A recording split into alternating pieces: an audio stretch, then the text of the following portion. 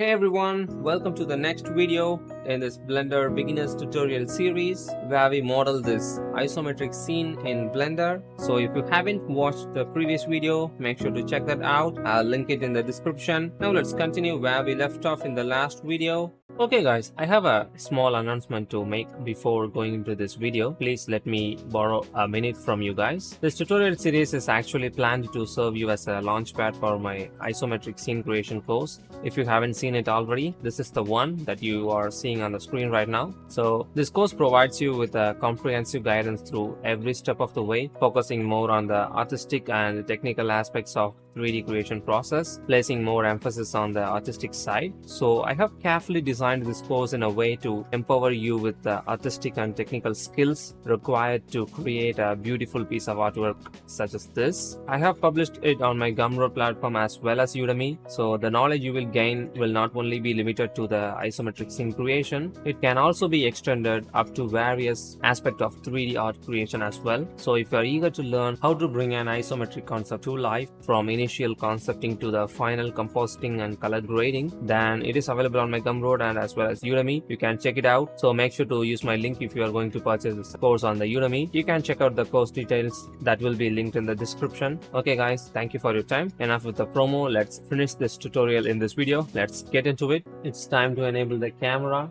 Let's select the camera and let's go to the camera properties and set the camera type to orthographic. Orthographic is a 2D projection camera which is pretty standard to render out isometric scenes. So press N to bring in the side panel and let's set the rotation values to 65 in the x-axis and 43 in the z-axis. You can press 0 on your numpad to enter the camera view, again 0 to exit the camera view. Let's go to the output properties over here and let's set the resolution to 2000 by 2000. So while the camera is selected, press G to move your camera. You can ultimately frame your scene using that. If you go to the view option and you can see the camera to view option over here, if you check this box, it will allow you to navigate your view within the camera view. So if I hold my middle mouse button and click and drag, you can see it's kind of rotating the camera according to our viewport. So it's a pretty nice way to frame our scene if you want that. So I'm going to turn this off. So let's quickly fix that rotation because we have rotated our camera. I think everything is pretty set. Now let's bring in some lights to our scene. So you go to the drop down over here and you can check the scene lights and scene world. This will allow us to see the light in our scene. So currently there isn't any light, and any light that you see is coming from the world properties. So if you go down to the world option over here, you can see the color is set to gray, and that is what lighting up our scene, and the strength is 1. If I increase the strength, you can see it's bringing the light more, and it's not what we exactly want. So I'm going to press Ctrl Z to reset those values. So you can press this yellow icon over here and let's go to environment texture. So this will add an environment texture slot, but we have to import the environment texture. So to download a HDRI, go to polyhaven.com and you can download more HDRI textures and models from this site. It is completely free. All these assets are CC0 public models and textures. So you can go to the browse HDRIs option over here and go to the search option and let's type in artist. So you can see this artist workshop HDRI. This is the one we are going to be using in our tutorial. So click that. If you go to this option, you can either download this as a HDR or EXR. So I'm going to download this as an EXR as a 4K. So click download. This will download this HDRI. Okay, now let's get back to Blender. So let's click open and let's navigate to the HDRI folder. So I have showed you how to download a HDRI. So let's locate the HDRI and open image. So this will bring in the HDRI. Let's quickly go to the shading tab and change this shading mode from object to world. So this will allow us to edit the shader from the world. So click this node and press Ctrl T. So this will bring the mapping nodes. So this is actually powered by the Node Wrangler add-on that we enabled before. Let's quickly turn on the scene lights and scene world for this shading tab. Right now, if you rotate the viewport, you can see where the light is coming from. Right now, the light is directly hitting our scene head on. So I want to rotate this HDRI so that the light is entering through the window. So we can do that by going to the rotation option and rotate the Z value. So you see, sliding the Z value allows us to rotate the HDRI. Set the Z rotation value to 175.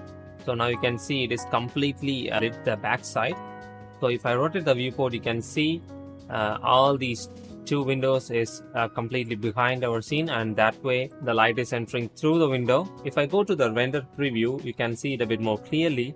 If you go to the panel up here and let's choose the last option, which is the render preview, and you may notice that there aren't any changes occurring as we enter the render mode, and that is because we are currently using the EV engine for rendering, which is the same as the material preview. So EV is a real-time engine. To get a more realistic and better results, I suggest you to change the render engine to cycles. So let's go to the render properties over here and let's click over here and let's change this to cycles. So if you have a GPU, I suggest you to change the device to GPU compute. In that way, the rendering will happen much faster. So currently the viewport samples is set to 1024, which is too high. Let's set this to 50. So this is our current viewport rendering samples, and this one is final render samples, and we will get to this later. So you can see now the light is coming from the window because the shadow is falling towards us. The scene requires a little bit more light, so let's increase the strength for about 2.8, which will really brighten up the entire scene. Now let's quickly do some material fixes while we are in the shading tab. Let's select this lampshade, and I'm going to press period key on my numpad to close in a little bit. And let's change the shading mode to object, and let's change the translucent color to something like this. I think it looks good. Let's set the strength to 1 and press Shift S and choose cursor to selector to bring in the 3D cursor over here, and press Shift A and let's add a point light. So this is the point light which emits light from a single point in all directions. Let's press G and Z to bring it in. That way we can simulate the light coming from inside the lampshade. So let's go to the light properties over here and let's set the radius to something like 0.005 to create a bit more softer light. Now we also need to set the coffee material and also the smoke material. So I have left this so that we can do it in the render mode a bit more clearly. So let's select the coffee first, / to enter the local space. Now go to the material properties and let's click the new material. Let's rename this to coffee. Okay, now let's click the base color and let's enter this value for this coffee color. You will have this color in your color palette, so you can use your eyedropper to pick the color from there. Let's decrease the roughness all the way to down, and let's go to the transmission option and let's increase the weight all the way to 1. In that way we can make this as a transmissive material close to coffee. Now / to exit the local space, let's select this water vapor, add a new material. Let's call this water vapor. I'm not going to change the color for this because I like this color white, but we are going to do one more thing for this one. We are going to decrease the alpha, which is the transparent channel. So you can see this has decreased the transparency of this object. So if I decrease this completely, you can see it is completely transparent. So keep it something like 0.5 something. I think we are done with the materials. So let's crunch this down a little bit. Let's select the sofa, press tab to enter the edit mode, and Alt Z for entering the X-ray view. Let's select all these vertices, not these, just these guys. Press G and Z and slightly bring it down. And going to the edge mode by pressing 2, let's select all these edges and slightly push them above. I feel like they are a little bit more slanting than my liking. Now let's select all these faces above and press yes. So make sure that you are in the individual origins and press yes and X to scale them in the x-axis like this to give it a bit more stylized look. I think it looks good now. Maybe we can slightly scale these guys also for a bit more stylized look, and also these guys to create a really nice and a chunky look. And let's add a new light. Press Shift A, go to light. Let's add an area light. So press G and move this over here, and press R to rotate it. Press 7 to top view. Let's move this in the y-axis so that it is going through the window. Let's select this boolean cutter and press H to hide this so that we can see the light a bit more clearly. So I want this light to hit the sofa, so press R and Z so that it's facing the sofa. Let's choose a bright orange color, something like this. And let's set the power value to 1100 so that the light is really prominent and the shadows are much more visible. So that way you can simulate the effect of sunlight shining through the window. Let's move this even more in the x-axis.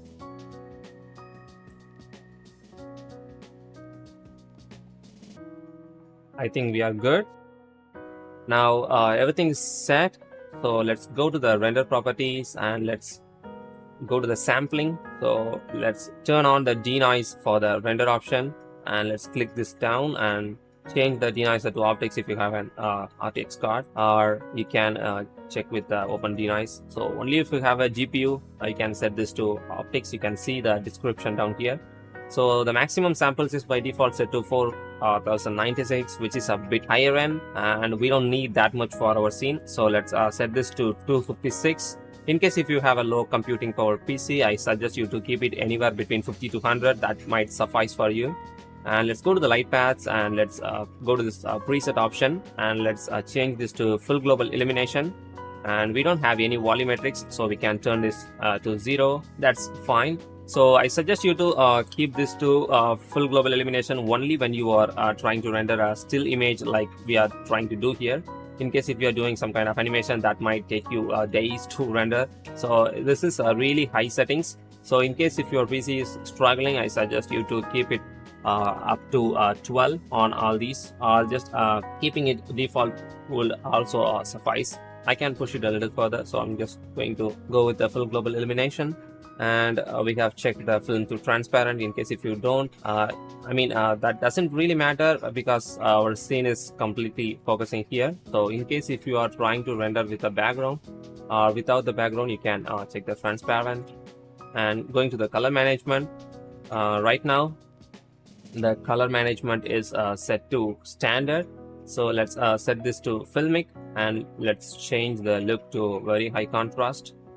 And if you want, you can increase or decrease the exposure of the scene. I'm going to set this to 0. That's also for the gamma. I think 0.9 seems to be working for me. Okay guys, once you feel like everything is set, you can go to the render option over here and click render image, and this will render out our still image. It will take some time depending upon your computer to render out this image.